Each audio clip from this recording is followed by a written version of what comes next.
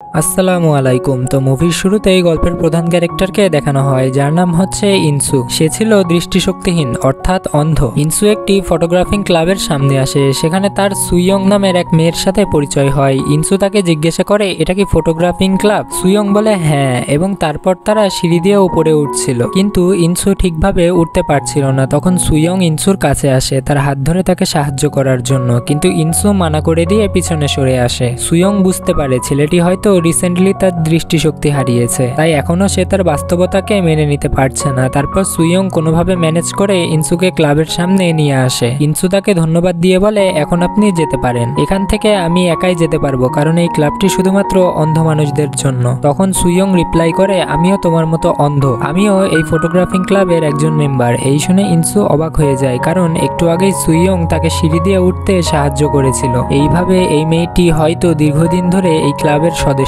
এই জায়গার সাথে খুব ভালোভাবে পরিচিত, তাই হয়তো সে বাকিদের সাহায্য করছে। তার পরের সিনে এই ক্লাবের বাকি মেম্বাররা ইনসুকে স্বাগত জানায়। সবাই অন্ধ ছিল, এখানে ইনসু সবাইকে নিজের সম্পর্কে বলছিল। তার কণ্ঠ শুনে সবাই বলে, মনে হয় যে তুমি খুব হ্যান্ডসাম, তোমার গলার আওয়াজ শুনে তাই মনে হয়। ইনসু তার ইন্ট্রো দিচ্ছিল, সে বলে, আমার নাম ইনসু, আমার বয়স 24 বছর, আমার এক রিয়ার ডিজিজ হয়েছিল, যার ফলে চোখের ব্যাকফল বা রেটিনা ড্যামেজ হয়ে যায় এবং ধীরে ধীরে আমার দৃষ্টিশক্তি কমতে থাকে। ইনসুর ইন্ট্রো শুনে বাকিরাও তাদের সম্পর্কে বলে। সেখানে এক বয়স্ক মহিলা বলে, সে দীর্ঘদিন যাবৎ চোখে দেখতে পায় না। তখন তার হাজবেন্ড বলে, আমিও দেখতে পাই না, এরপরেও আমরা দুইজন একসাথে খুব হ্যাপি আছি। তারপর একটি ছেলে তার ইন্ট্রোডাকশন দেয়, নাম ছিল তার দোহিয়ন। সে বলে তার কন্ডিশন অনেকটা ইনসুর মতোই, কিন্তু তার এই ডিজিজটি হয়েছিল জেনেটিক, অর্থাৎ সে বংশগতভাবে অন্ধ। সেখানে তার মাকেও দেখানো হয়, সেও চোখে দেখতে পেত না। তারপর সবার শেষে সুইয়ং তার ইন্ট্রোডাকশন দেয় এবং বলে 10 বছর আগে সে তার চোখের আলো হারিয়েছে, সেই থেকে সে চোখে দেখতে পেত না, আর তার এক চোখ সম্পূর্ণ ব্লাইন্ড হলেও অন্য চোখে খুব সামান্য পরিমাণ দেখতে পায়, অর্থাৎ সে মুভমেন্ট বা নড়াচড়া বুঝতে পারে, কিন্তু ক্লিয়ার ভাবে সে কিছুই দেখতে পায় না। তখন সেই বয়স্ক মহিলাটি সুইয়ংকে বলে, চিন্তা করো না, আমি ইনসুর সাথে তোমার ব্যাপারে কথা বলবো। ইনসু খুবই হ্যান্ডসাম আর তুমিও খুব সুন্দরী, তোমাদের দুজনের জুড়ি খুব ভালো মানাবে। তারপর আমরা দেখতে পাই ছবি তোলার জন্য সবাই বাহিরে আসে, আর এখানে সবাই ফটোগ্রাফি করতে ভালোবাসতো, আর এজন্যই তারা এই ক্লাবে জয়েন হয়েছে। এই ক্লাবের মেম্বাররা শতভাগ অন্ধ নয়, তারা সুইয়ং এর মতো স্বল্প পরিমাণে দেখতে পেত, তবে কিছু মেম্বার ছিল যারা শতভাগই অন্ধ ছিল। অন্ধ হওয়ার পরেও তারা ক্যামেরা এবং লেন্সের মাধ্যমে তারা তাদের প্যাশনকে ফলো করত এবং প্রকৃতিকে অনুভব করার চেষ্টা করত। সেখানে আমরা জানতে পারি ইনসু তার জীবিকা নির্বাহের জন্য পিয়ানো টিউন করত। আসলে সে ছিল একজন মিউজিশিয়ান এবং সুইয়ং এর ঘ্রাণ শক্তি প্রকট থাকায় ওই রিলেটেড জব করত। সে ইনসু এর স্মেল নিয়ে বলে, তোমার থেকে খুব সুন্দর সুবাস আসছে। তারপর আমরা ইনসুকে তার জবে দেখতে পাই, খুব সুন্দরভাবে পিয়ানো প্লে করছিল। যেহেতু সে চোখে দেখতে পেত না, সে শুনে শুনে টিউনিং করত। সে গ্লাস এবং লেন্স ব্যবহার করে দেখার চেষ্টা করে। তার এই অবস্থা দেখে একজন বয়স্ক লোক তার কাছে আসে, কারণ সে নিজেও দেখতে পেত না। এই কারণে তার ছেলে তাকে একটি ডিভাইস দিয়েছিল, যার মাধ্যমে অন্ধ লোকেরা 70% থেকে 80% পর্যন্ত দেখতে পাবে। লোকটি তাকে বলে, গ্লাস এবং লেন্সের পরিবর্তে এই ডিভাইসটি ব্যবহার করে দেখতে পারো। ইনসু সেটা চোখে লাগিয়ে দেখে সত্যি টেকনোলজি কোথা থেকে কোথা চলে গিয়েছে, একজন অন্ধ লোক ডিভাইসের মাধ্যমে দেখতে পারে। তারপর ইনসু ওই ডিভাইসটি চোখে লাগিয়ে বহু বছর পর তার পিয়ানোটি নিজের চোখে দেখতে পায়। এই দেখে ইনসু প্রচন্ড বেশি খুশি হয়। এরপর সুইয়ংকে দেখানো হয়, যে তার ক্লাবের একজন ভলেন্টিয়ারের সাহায্যে ছবি তুলছিল। সেখানে তার সামনে ইনসু দাঁড়িয়েছিল। সুইয়ং সেই লোকটির সাহায্যে ইনসুর একটি ছবি তুলে নেয়।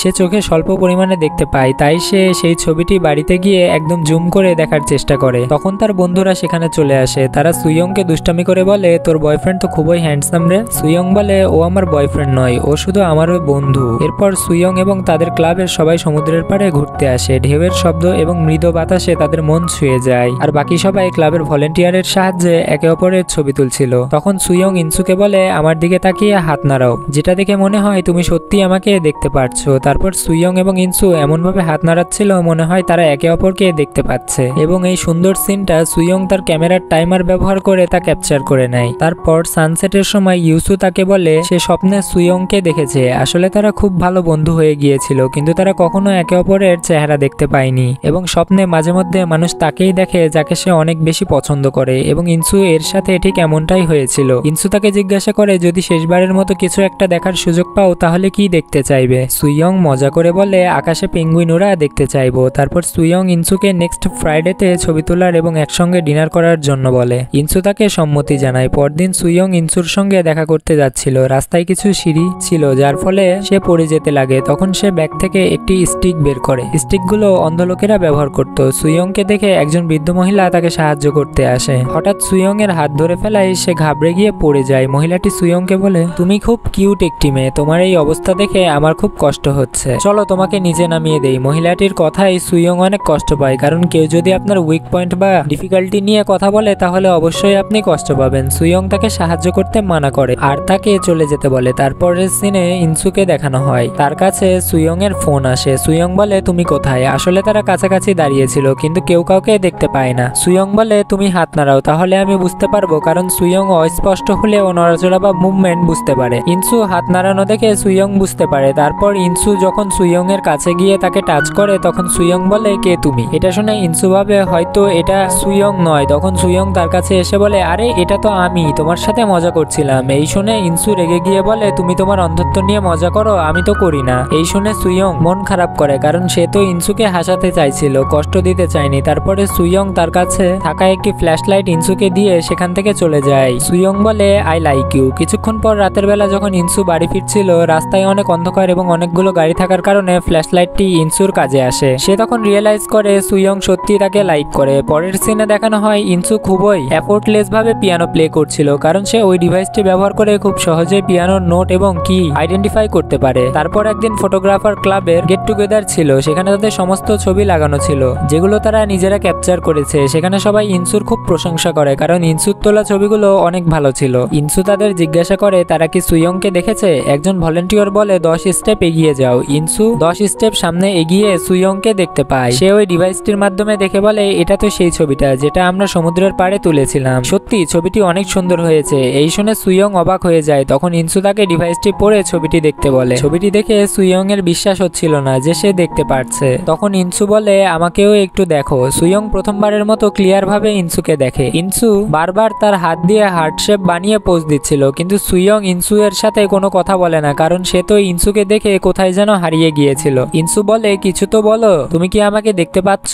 সুইয়ং তখন হেসে বলে, হ্যাঁ আমি তোমাকে দেখতে পাচ্ছি। তখন ইনসু তার লাভ কনফেন্স করে সুইয়ংকে প্রপোজ করে ফেলে। তারা দুইজন খুব কাছাকাছি চলে আসে। ইনসু বলে, থামো, কেউ হয়তো আমাদের দেখে ফেলবে। সুইয়ং বলে, এখানে কেউ আমাদের দেখতে পারবে না। তখন ওই ক্লাবের সবাই সেখানে চলে আসে। ইনসু এবং সুইয়ংকে নিয়ে সেখানে একটি আনন্দের আমেজ তৈরি হয়। তারপর পোস্ট ক্রেডিট সিনে দেখানো হয় ইনসুর সেই ডিভাইসের মাধ্যমে দোহিয়ং তার মাকে প্রথমবারের মতো দেখতে পায়, কারণ জন্মের পর থেকেই সে অন্ধ ছিল। সে তার মাকে দেখে প্রচন্ড বেশি খুশি হয়ে যায়। সে বয়স্ক মহিলাটি তার হাজবেন্ডকে দেখতে পায়। তার ফেস দেখে মহিলাটি বলে, হাই হাই, এইরকম দেখতে একটি লোকের সাথে আমি পুরো জীবন কাটিয়ে দিয়েছি। এটি আমার সাথে একদমই চিটিং করা হয়েছে। এই গল্পটিতে দেখানো হয়েছে আমাদের জীবনে যত বড়ই বাধা আসুক তার সমাধানের জন্য সবসময় কাজ করে যেতে হবে, এবং লাইফে যতই ডিফিকাল্টিস আসুক না কেন নিজেকে ছোট মনে না করে নিজের ভিতরে লুকিয়ে থাকা শক্তি প্রতিভাকে ব্যবহার করে এগিয়ে যাওয়া। কারণ ইনসু তার দৃষ্টি শক্তি হারানোর পরেও শ্রবণ শক্তির মাধ্যমে একজন মিউজিশিয়ান হয়ে উঠেছে। সে কারো বোঝা হয়ে থাকেনি, এবং একই জিনিস সুইয়ং এর সাথেও হয়। এই ব্যাপারটি এই গল্পকে অন্য লেভেলে নিয়ে গিয়েছে। এটা মূলত একটি শর্ট ফিল্ম, এবং এই ফিল্মে যে ডিভাইসটি দেখানো হয়েছে সেটা স্যামসাং কোম্পানির একটি ডিভাইস যার নাম হচ্ছে রিলিউমিনিও। এই ডিভাইসটির নামেই এই মুভিটির নামকরণ করা হয়েছে, কারণ এই মুভিটি এই কোম্পানি রিলিজ করেছে। তো গল্পটি এখানেই শেষ হয়ে যায়। তো ভিডিওটি ভালো লাগলে অবশ্যই ভিডিওটিতে লাইক করবেন এবং আপনাদের মতামত দিবেন কমেন্ট বক্সে যে আপনি কিরকম ভিডিও দেখতে পছন্দ করেন, তাহলে আমরা সেই রিলেটেড ভিডিও বানাবো। তো অবশ্যই চ্যানেলটিকে সাবস্ক্রাইব করে আমাদের পাশে থাকুন। তো ভালো থাকবেন সবাই, আসসালামু আলাইকুম।